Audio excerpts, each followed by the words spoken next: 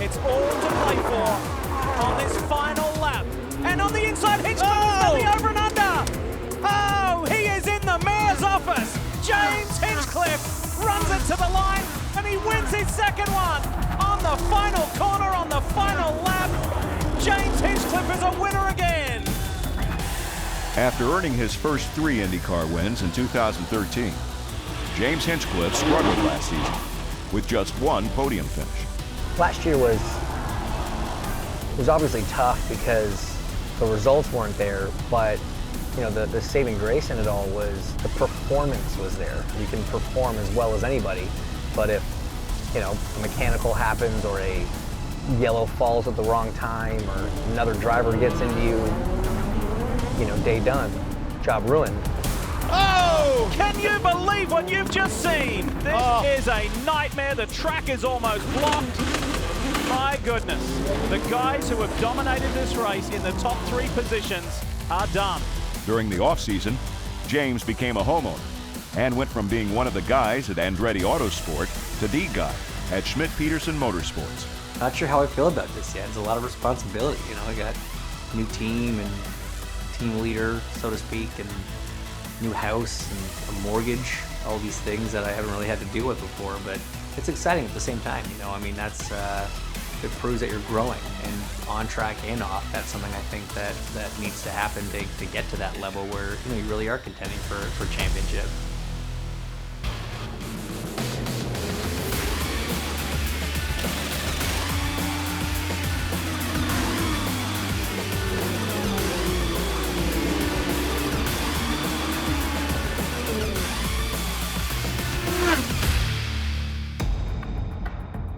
You know what, it's been like coming home, because I did run for Sam in lights in '09, and a bunch of the mechanics that, you know, I was working with then, like me, they've graduated up to the IndyCar series, and it's kind of cool to come back and play together on the big cars, and so there's a lot of familiar faces.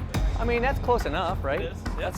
That's on. We were waiting so we can unveil it for you. Yeah, yeah, I'm sure.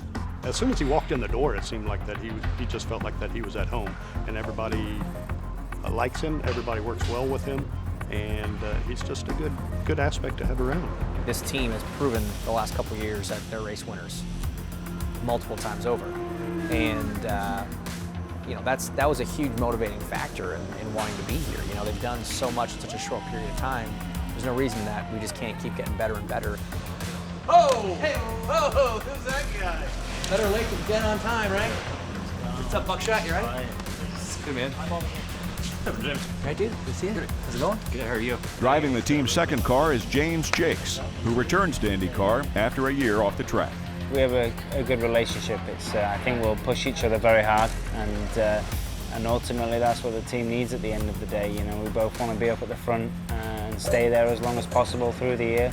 So we're excited to do that. James is from the north of England, Yorkshire, right? Leeds. My dad grew up in Leeds. James's dad and my dad both came to Canada, and they live 2 kilometers apart from each other. They both have sons named James who race IndyCar for the same team. Pretty freaky. Hey Jeff, there's a typo. You misspelled his name. That's not how you spell Buckshot. Obviously decided that having 2 Jameses was going to be a huge pain for the engineers, so we needed nicknames. Now, I kind of come with one, so I'm Hinch. And I told them all, I said, I knew about James when he was running in Europe, and he was Jakesy. That's, you know, the same. Hinchcliffe, Hinch, Jakes, Jakesy. I mean, let's go with that. Then he goes, no, that's not going to work at all. Because we need to give him a super American nickname, like something that the sleeveless, beer-smashing fans are just going to love, you know? And we landed on Buckshot. So hometown, you gonna come go-karting with us? When's that? Tomorrow?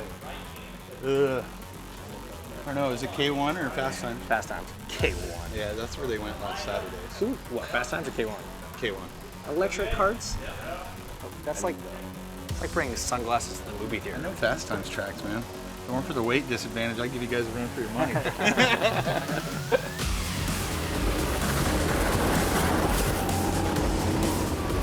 It sounds ridiculous. I mean, we get to drive some of the most technologically advanced, fastest, most expensive race cars on the planet. Sometimes there's nothing more fun than just coming and beating around in a couple go-karts.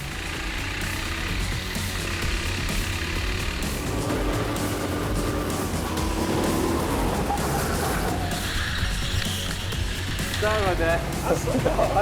That was good TV. We had to do something. I looped them good. Yeah, I saw that.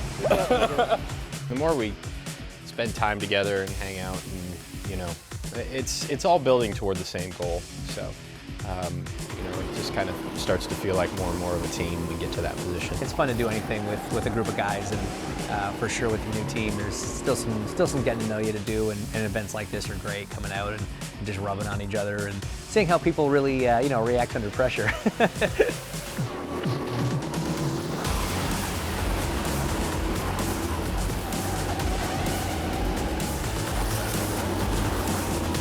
We're competitive at solitaire. I mean, like we're wired wrong. There's something actually wrong with us, but you'd think that we could take a nice, casual atmosphere like this and just go have some fun. Absolutely not. That car's got so much grip up there now, man. How many times you start bicycling through there, I'm like, I don't want to go over. Yeah. Dude, yeah. A couple times you're like, up on 2, you're like, We're all drivers, you know. It's always competitive. We could do anything. We could play Monopoly and be super competitive, I think. I mean, I don't know who was counting that. Was I first twice? Oh, I didn't even realize. It's funny because he's so competitive. I know he hates it. I love karting. Yeah, I know. It's the best. IndyCar Chronicles with James Hinchcliffe is brought to you by Spyder, where life is limitless.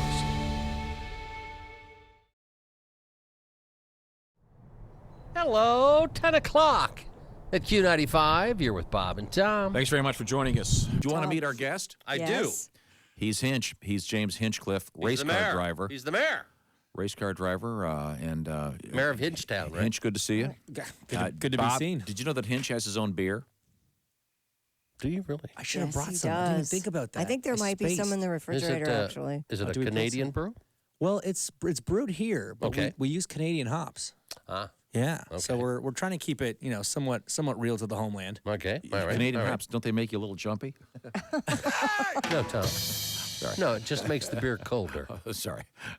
Once again, we're used to your behavior. I don't know why you need to. But Hinch, what's the name of your beer, please? Is it called Hinch? It's called Hinchtown Hammerdown. Oh, I like that. Brewed by Flat 12 out of Indianapolis. And, yeah, I mean, I didn't bring any probably because it's early in the morning. I didn't really think about beer at this time. This is late for in the us, day it's for us. lunch. That's true. That's true. If we were in the seat of your IndyCar, what are your There eyes, would be- what are your eyes looking for? It'd First be of all, crowded, first of all. First of all, would be a you'd have to have it cleaned. yes. First of all, I'd be You know getting what I'm arrested. saying. You'd be sitting in a collection of bodily fluids. Yes, they'd be all mine. Trust me, I could never do it. But what are your eyes focused on?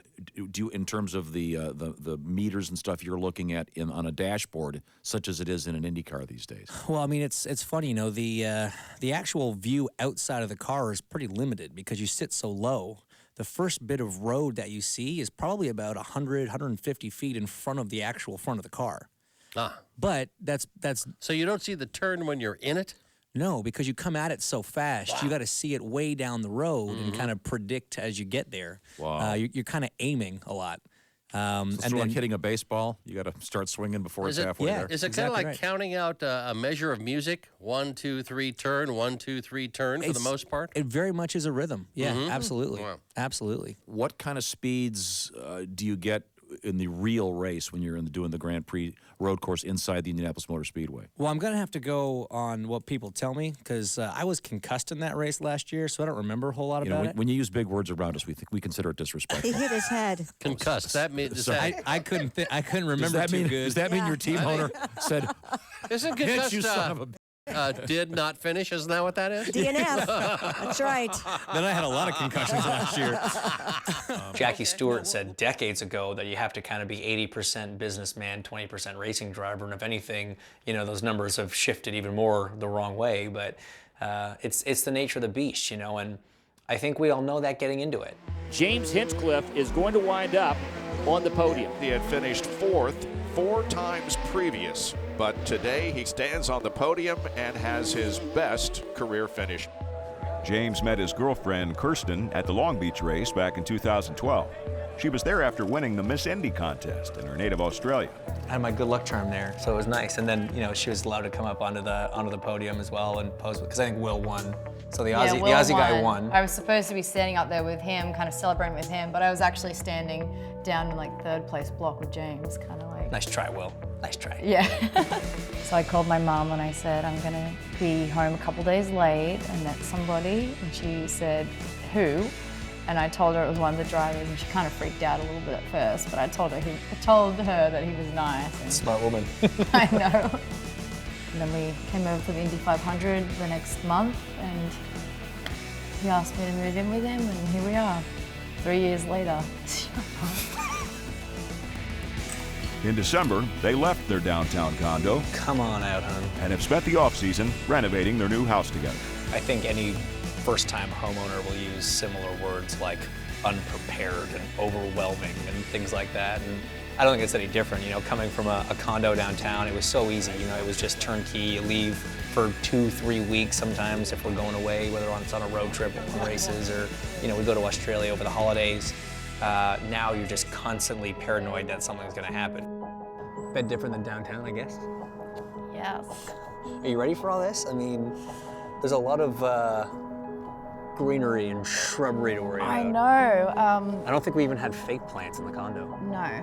It's awesome. It's nice having that place that's yours and getting to do work to it. And hey, we want to change this, we want to paint that, we want to buy this, you know.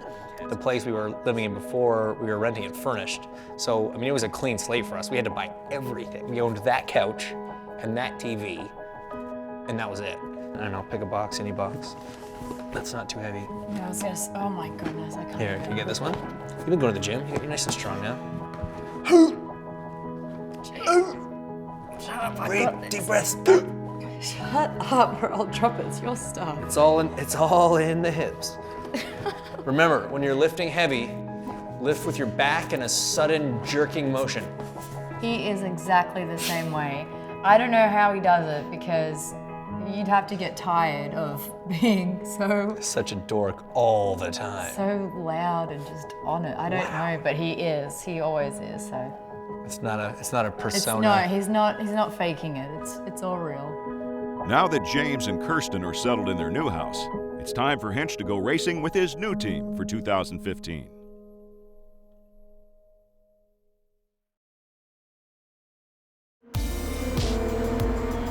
He's been on the podium twice before, but the mayor of Hinchtown is now an IndyCar Series winner.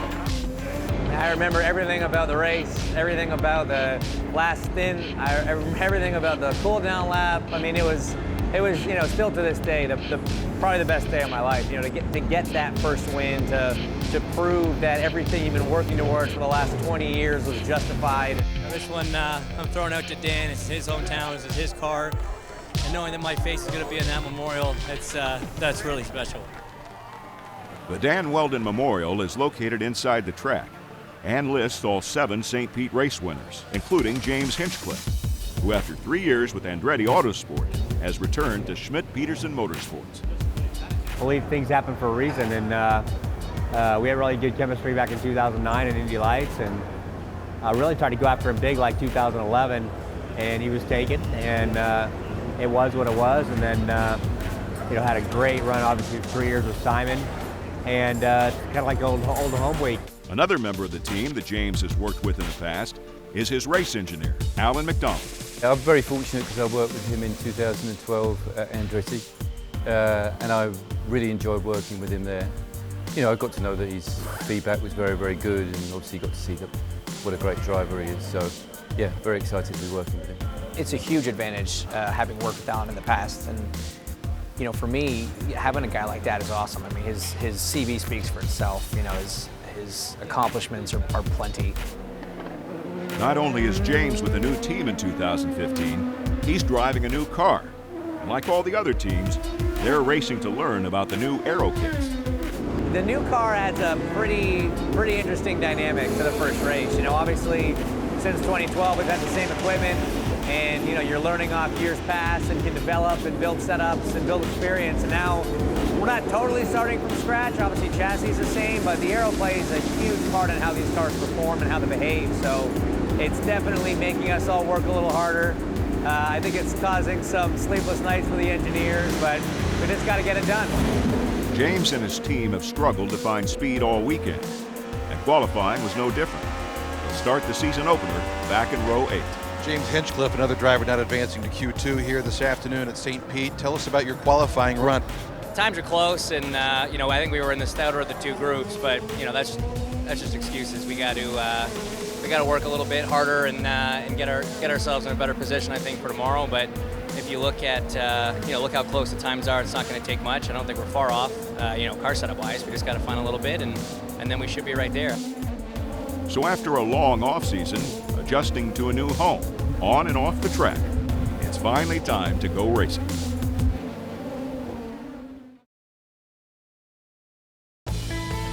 IndyCar Chronicles with James Hinchcliffe is brought to you by Spyder, where life is limitless.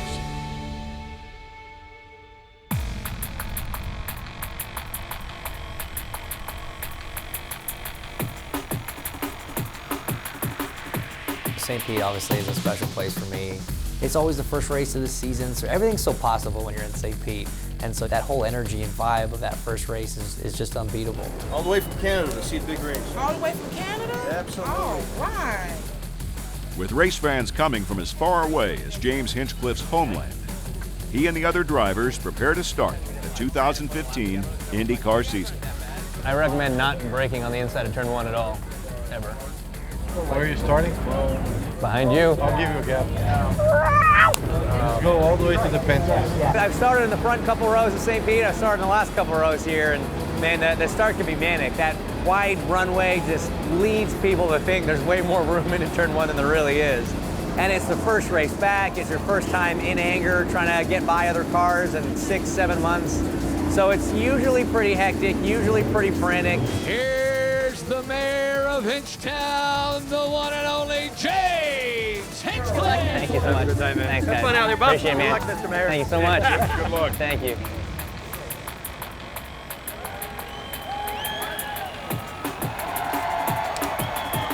Drivers, start your engine! Here they come. Will Power leading the field to the first green flag of the season. We're underway in St. Pete. Leaders are accelerating. Green, green. The field gets through turn 1 clean, and Hinch stays locked in 15th place until their first scheduled pit stop on lap 16. We will do one turn in front wing, made a front tire pressure adjustment, and new red tires. Copy. You have it clear in 5, 4, 3, 2, 1. Clutch. Clear. Hinchcliffe in for a pit stop, front wing change, air pressure change. They went from the primary to the red tires, the first of the contender cars to make a stop. Need you to run hard while you have the clear track. By lap 24, Hinch has moved up to 11th place, and there's another incident on the track. Contact, Munoz 26. And Simona Di Silvestro, who's actually with the Andretti Autosport team. Full course yellow. This is for the debris in turn 10. I don't know why they waited so long to throw that yellow. They were everywhere. Yeah, they were waiting for everybody to cycle through on pit stop. Yeah, I mean, that would have helped us. Absolutely. They waited as long as they could to give every person an opportunity to pit, then close the pit, because if it ever goes full course caution and you're closed and you haven't pit, you go straight to the back. The caution flag delay cost the team valuable track position, but Hinch was still running in the top 10 when trouble found him. I've been hit. I think I got a flat. Copy. Right rear, yeah. It's the right rear. Just do what you can to make it back.